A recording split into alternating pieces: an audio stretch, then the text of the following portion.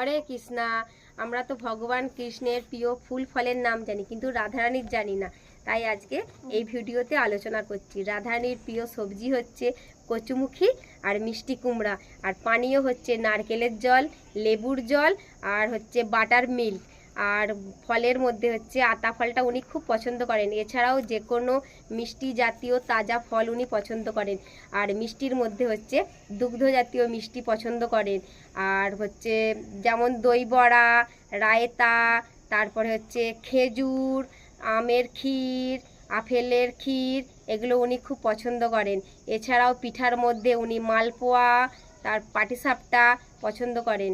আর হচ্ছে ফুলের মধ্যে হচ্ছে জুঁই ফুল, কাঠগোলাপ, চম্পকলতা, মালতী, পদ্ম, এই জিনিসগুলো উনি খুব পছন্দ করেন। তাই আপনারা এইগুলো দিয়ে ওনাকে ভোগ নিবেদন করবেন এবং ফুল অর্পণ করবেন। হরে কৃষ্ণ।